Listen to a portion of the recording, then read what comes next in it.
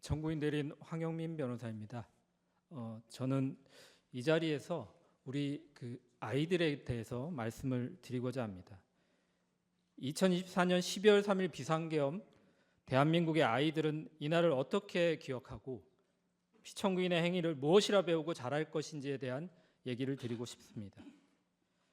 45년 만에 비상계엄, 국회에 착륙한 군용 헬기와 의사당에 난입한 군인들, 현직 대통령 체포와 이를 막는 경호원들, 법원을 아수라장으로 만든 일군의 무리들, 그리고 바로 이 심판정에서 계엄은 경고성이고 계몽령이라는 피청구인의 태도, 피청구인이 일으킨 비상계엄과 내란 사태, 2달이 넘는 기간 매일 벌어지는 혼란 속에서 지금 아이들은 무슨 일만 있으면 계엄을 선포한다라는 웃지 못할 장난을 치고 있습니다.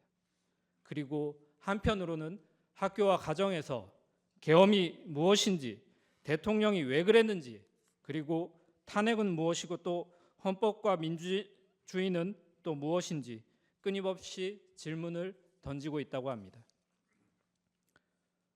저 역시 마찬가지입니다. 지난 2달 동안 제 아이로부터 어떤 이유로 제가 늦게 들어오고 주말에도 함께 놀지 못하는지, 우리 일상에 발생한 이 사건이 무엇인지 질문을 받고 있습니다.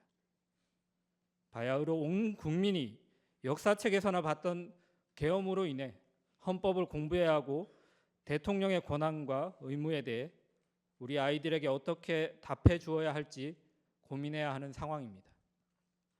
그러나 곤혹스러운 것은 비단 계엄이나 탄핵, 대통령의 헌법수호 의무와 같은 어려운 개념이나 헌법 조항을 어떻게 쉽게 설명할지가 아닙니다.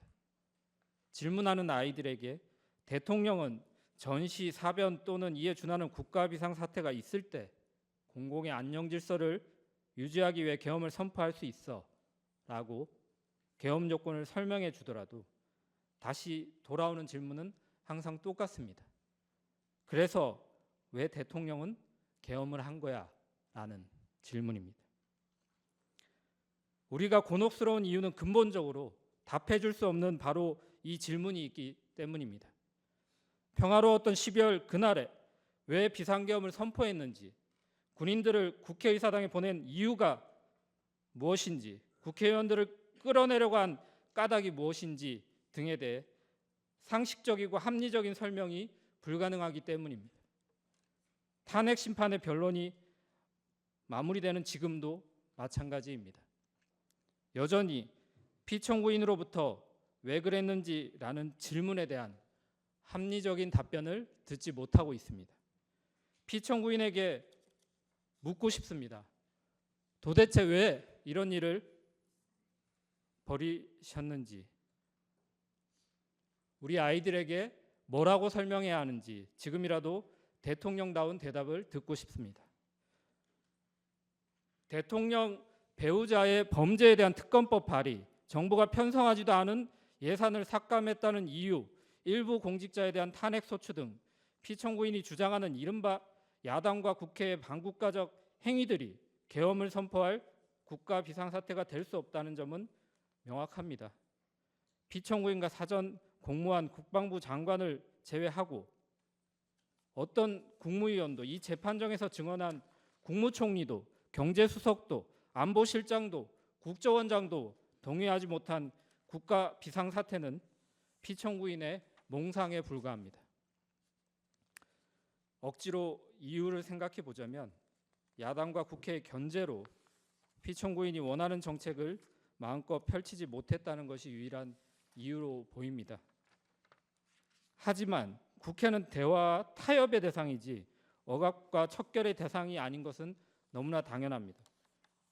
그런데 우리는 이번 탄핵 심판 과정에서 피청구인 주변의 사람들이 피청구인에게 이 당연한 대화와 타협조차 설득한 적이 없고 그저 피청구인을 왕처럼 떠받들며 피청구인의 경로에 동조만 했다는 사실을 알게 되었습니다. 자신을 왕으로 떠받드는 분위기 속에서 피청구인은 진짜 자기가 제왕이라고 착각한 것으로 보입니다. 자신을 제왕이라고 착각한 피청구인은 왕의 권한을 견제하려는 세력을 적으로 규정할 수밖에 없었습니다. 자기 주변의 모든 사람들이 자신을 왕으로 대해주는데 도대체 왜 국회만 자신을 왕으로 인정해주지 않느냐며 분노했을지도 모르겠습니다. 그러다 피청구인은 군대를 동원하여 진짜 제왕이 되고자 하였습니다. 이번 계엄은 국회에 대한 경고용이었다라는 피청구인의 변명을 믿어본다면 피청구인은 아마도 군사력을 과시하여 제왕의 권위를 떨쳐보이려 했던 것 같기도 합니다. 하지만 대통령은 왕이 아닙니다. 우리 아이들에게 대통령을 왕이라고 가르칠 수는 없습니다. 국민이 대통령을 왕으로 대우하는 순간, 대통령이 스스로 자신을 제왕이라고 착각하는 순간 대한민국은 더 이상 민주공화국일 수 없습니다. 우리는 이 재판에서 대한민국 대통령은 대한민국의 왕이 아니라는 당연한 사실을 다시 선언하고 그 사실을 민주공화국의 구성원으로 자라날 우리 아이들에게 알려주어야 합니다. 어린 시절 주변의 어른들은 1980년의 광주를 광주 사태라고 불렀습니다. 그리고 저는 빨갱이, 반정부 반란군이 도시를 점령하고 나라를 혼란에 빠뜨렸지만 리더십 있는 어떤 군인이 용감한 공수부대원들을 보내서 신속히 진압했다고 배웠습니다. 수많은 사람들이 피를 흘리고 고통의 시간을 보냈고 17년이나 지나서야 법원은 전두환을 내란 우두머리라고 확인하고 무기징역을 선고하였습니다.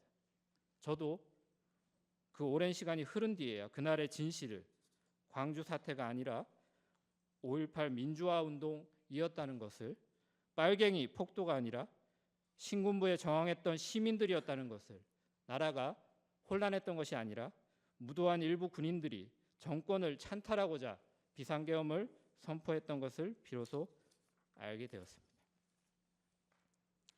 다시 처음의 질문으로 돌아와서 생각해 봅니다. 대한민국의 아이들은 이번 비상계엄을 어떻게 기억하고 피청구인의 행위를 무엇이라 배우고 자라나야 할까요?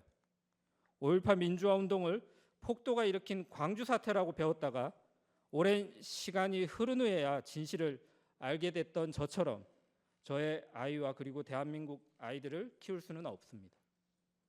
피청구인이 말하는 경고성 계엄을 그럴 법하다고 생각하고 계엄령을 계몽령이라고 한없이 가볍게 생각하고 서부지법 폭동 사태를 미화하는 내용을 보고 듣고 자라는 제 아이, 우리나라의 아이들을 상상하기조차 어렵습니다.